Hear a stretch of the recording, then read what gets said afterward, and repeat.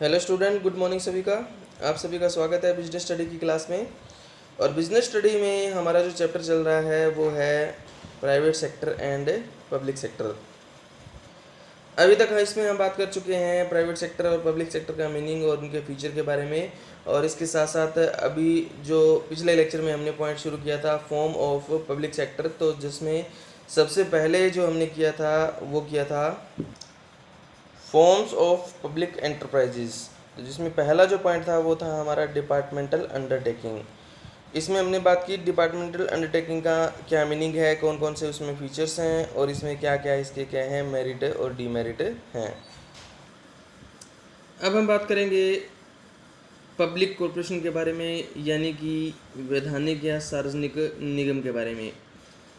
तो public corporation उस category के अंदर आते हैं जिनका निर्माण संसद या विधानसभा के क्या है अधिनियम के द्वारा क्या है किया जाता है। यानी कि इनका फॉर्मेशन करने के लिए क्या है एक पार्टिकुलर एक्ट बनाया जाता है और उस एक्ट के अंडर में क्या है इनको एस्टेब्लिश किया जाता है। जैसे कि भारत के अंदर भारतीय रिजर्व बैंक जो है, जो मेन सबसे बड़ा बैंक है भारत का, उसका फॉर्मेशन जो है वो भारतीय रिजर्व बैंक अधिनियम 1934 के अंतर्गत क्या है किया गया है। इसी तरह से लाइफ इंश्योरेंस जो कॉरपोरेशन है LIC है, उसके लिए भी क्या है एक अधिनियम बना करके क्या है उसके अंडर में क्या है उसको एस्टेब्लिश जो है वो किया गया है।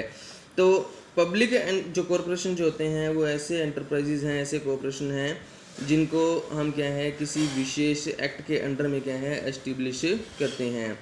इसी एक्ट में क्या है सारे रूल रेगुलेशन मैनेजमेंट कॉरपोरेशन किस तरह से वो चलाएंगे उनको, तो वो एक्ट में सारे के सारे क्या है नियम और रूल रेगुलेशन जो है वो क्या है दिए जाते हैं। इसके साथ साथ क्या है जो भी रिलेटेड मिनिस्ट्री होती हैं, गवर्नमेंट के अदर डिपार्टमेंट होते हैं, उन सभी के साथ क्या है इनके क्या रिलेशन रहेंगे, क्या इनके संबंध रहेंगे, वो सारी बातें क्या है अधिनियम के अंदर क्या है एक्ट के अंदर जो है वो मेंशन की जाती हैं। इसके साथ साथ क्या है जो पब्लिक कॉरपोरेशन होते हैं उन वो क्या है एक सेपरेट एंटिटी जो होते हैं, सेपरेट एंटिटी यानी कि वैधानिक अस्तित्व इनका क्या है बिल्कुल अलग होता है। इसका मतलब ये है कि ये अपने नाम से कोई भी प्रॉपर्टी परचेज कर सकते हैं, अदर पार्टी से कोई भी कॉन्ट्रैक्ट जो है वो कर सकते हैं, कोर्ट में क्या है कोई केस भी कर सकते हैं, या इनके ऊपर भी क्या है कोई केस जो है वो क्या है किया जाता है। इनकी जितनी भी कैपिटल होती है वो सेंट्रल गवर्नमेंट है, स्टेट गवर्नमेंट है या अदर कोई भी गवर्नमेंट है वो कंबाइंड रूप से क्या है इनके अंदर कैपिटल जो है वो लगाती है और पूर्णतः क्या है गवर्नमेंट के कंट्रोल के अंदर क्या है ये होते हैं। लेकिन इसमें एक बात ये भी होती है कि ये क्या है नॉर्मल जो पब्लिक होती है आम जनता जो है उससे क्या है लैंडिंग कर सकते हैं, मतलब कि उधार जो है वो ले सकते हैं। अब इसमें हम बात करते हैं कौन कौन से ऐसे कॉरपोरेशन हैं जिनको हम पब्लिक कॉरपोरेशन में शामिल करेंगे। तो इसमें life insurance corporation of India है, भारतीय रिजर्व बैंक है, इसके अलावा industrial development bank of India है, उसके बाद एम्प्लॉय स्टेट इंश्योरेंस कॉरपोरेशन है, सेंट्रल वेयर हाउसिंग कॉरपोरेशन है, food corporation of India, Indian airlines, air India, oil and natural gas commission. तो ये सारे के सारे क्या हैं हमारे पब्लिक कॉरपोरेशन के अंदर क्या है आते हैं। नेक्स्ट हमारा जो पॉइंट है वो है इसमें फीचर्स ऑफ पब्लिक कॉरपोरेशन। तो कौन कौन से फीचर होते हैं, तो पहला इसका जो पॉइंट है फॉर्मेशन। तो इसमें मैंने आपको बताया कि इनका फॉर्मेशन कैसे किया जाता है। इसमें पार्लियामेंट में एक एक्ट बना करके क्या है उसके अंडर में क्या है इनको एस्टेब्लिश किया जाता है। ओनरशिप मालिकाना हक किसके पास होता है, गवर्नमेंट के पास। मैनेजमेंट कौन करता है इसकी मैनेजमेंट जो है वो गवर्नमेंट से नॉमिनेटेड जो डायरेक्टर होते हैं वो इसका क्या है मैनेजमेंट करते हैं। फाइनेंसिंग की अगर इसको ज़रूरत पड़े, पैसों की ज़रूरत पड़े, तो ये क्या है गवर्नमेंट जो है इसको क्या है सारी की सारी कैपिटल प्रोवाइड करवाती है। इसके साथ साथ मैंने आपको बताया कि ये आम जनता जनरल पब्लिक जो है उनसे क्या है उधार भी ले सकते हैं। नेक्स्ट पॉइंट आता है अपॉइंटमेंट। तो इसमें कर्मचारी जो हैं नए एम्प्लॉय जब हम रखेंगे तो उनको कैसे अपॉइंट किया जाएगा, इसके लिए ऐसे कॉरपोरेशन के क्या है खुद के रूल रेगुलेशंस होते हैं। उन रूल रेगुलेशन के अंडर में क्या है नए एम्प्लॉयज और वर्कर जो हैं उनको क्या है अपॉइंट किया जाता है और अपॉइंट होने के बाद क्या है वो गवर्नमेंट एम्प्लॉय होते हैं। नेक्स्ट आता है इसके अंदर सेपरेट लीगल एंटिटी। इनकी एंटिटी जो है ये एंटिटी जो है बिल्कुल अलग होती हैं, मतलब अलग अस्तित्व होता है इनका। ये अपने नाम से प्रॉपर्टी परचेज कर सकते हैं, कोई भी अदर पार्टी से कॉन्ट्रैक्ट कर सकते हैं, कोर्ट में कोई केस वगैरह कर सकते हैं या इन पे भी कोई केस जो है वो किया जा सकता है। नेक्स्ट हमारा जो पॉइंट आता है एडमिनिस्ट्रेटिव ऑटोनॉमी। यानी कि इस तरह की जो एंटरप्राइजेज होती हैं उसमें किसी भी तरह का क्या है, कोई भी पॉलिटिकल पार्टी जो है या पॉलिटिकल पर्सन जो है उनका कोई इंटरफेयर जो है वो नहीं रहता। एक्ट के अंडर में इनको जो पावर्स मिलती है उन्हीं का क्या है ये यूज़ करते हैं। नेक्स्ट हमारा जो पॉइंट है वो है मेरिट ऑफ पब्लिक कॉर्पोरेशन। इसके क्या क्या मेरिट हैं, तो पहला जो पॉइंट आता है इसके अंदर ऑटोनॉमी इन ऑपरेशन।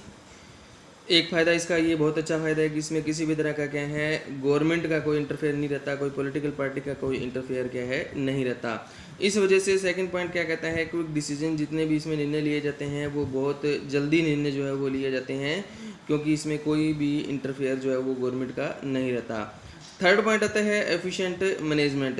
तो इसमें जितने भी वर्कर अपॉइंट किए जाते हैं वो सारे के सारे इसमें दिए गए रूल रेगुलेशन, जो एक्ट में रूल रेगुलेशन दिए गए हैं उनके अंडर में क्या है नए वर्कर हैं उनको इसमें क्या है अपॉइंट जो है वो किया जाता है। इस वजह से इसमें जो मैनेजमेंट है वो बहुत अच्छी रहती है और गवर्नमेंट का क्या है उसमें कोई भी इंटरफेयर जो है वो नहीं रहता।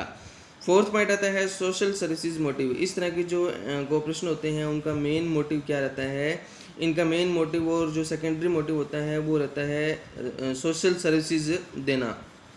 ऐसी कॉर्पोरेशन जो होते हैं वो कोई प्रॉफिट अर्न नहीं करते, अगर करते हैं तो वो बिल्कुल मामूली सा प्रॉफिट जो है वो अर्न करेंगे और ज़्यादा प्रॉफिट अर्न नहीं करेंगे। अगला पॉइंट आता है हमारा इसमें protection in of public interest. यानी कि इसमें क्या होता है, आम जनता अपना पैसा लगाती है, जैसे लाइफ इंश्योरेंस कॉर्पोरेशन है उसमें आम जनता अपना पैसा लगाती है, तो पब्लिक कॉर्पोरेशन जो होते हैं वो क्या है संसद में क्या है जवाबदेही उनकी क्या है बनती है, तो इसलिए क्या है उस जवाबदेही से बचने के लिए वो क्या करते हैं, पब्लिक का जो पैसा होता है वो क्या है उसका सही तरह से क्या है यूटिलाइजेशन, ऑप्टिमम यूटिलाइजेशन करते हैं। अब हम बात करते हैं limitation of public corporation. Limitation के अंदर सबसे पहला जो पॉइंट आता है इनकम्प्लीट ऑपरेशन एटोनमी। यानी कि जैसे हमने बात की कि इसमें गवर्नमेंट का कोई इंटरफेयर नहीं रहता, तो वास्तव में ऐसा कुछ नहीं होता, कहीं ना कहीं क्या है गवर्नमेंट इंटरफेयर करती है। इस तरह से हम कह सकते हैं कि ये पूरी तरह से फ्रीडम के साथ क्या है काम नहीं करते, और जब गवर्नमेंट का इंटरफेयर रहता है तो उसमें क्या है सही तरह से क्या है ऑपरेशनल वर्किंग जो है वो क्या है नहीं हो पाती। सेकंड इसमें पॉइंट आता है लेक ऑफ कम्पिटिटिव फीलिंग। यानी कि इस तरह के जो ऑर्गेनाइजेशन जो होती हैं उसमें क्या है कोई कंपटीशन जो है वो अदर ऑर्गेनाइजेशन के साथ क्या है नहीं रहता। इसी वजह से जितनी भी एक्टिविटीज़ रहती हैं उनके अंदर क्या है उनकी लापरवाही जो है वो रहती है और लॉस होने की पॉसिबिलिटी क्या है हमेशा बनी रहती है। नेक्स्ट पॉइंट, जैसे कि हमने एक बात की कि इस तरह की जो एंटरप्राइजेज हैं उनका मेन मोटिव क्या होता है, सर्विसेज मोटिव होता है, पर वास्तव में क्या है आजकल के टाइम में क्या होता है कि इनका जो सर्विसेज मोटिव है उसकी जगह पे क्या है प्रॉफिट मोटिव इन्होंने क्या है बना लिया है, और सर्विसेज मोटिव जो है उसको क्या है पूरी तरह से क्या है इग्नोर कर दिया है। तो ये सिर्फ ऑब्जेक्टिव ही रह गया है, रियलिटी नहीं रही है।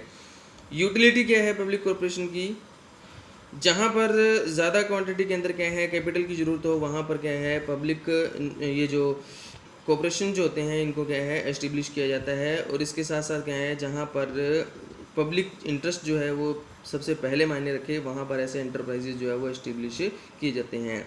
तो ये आपने करना है आज पब्लिक कॉर्पोरेशन के बारे में, और नेक्स्ट जो लेक्चर होगा उसमें आगे हम बात करेंगे गवर्नमेंट कंपनी के बारे में। ओके, थैंक यू सभी का।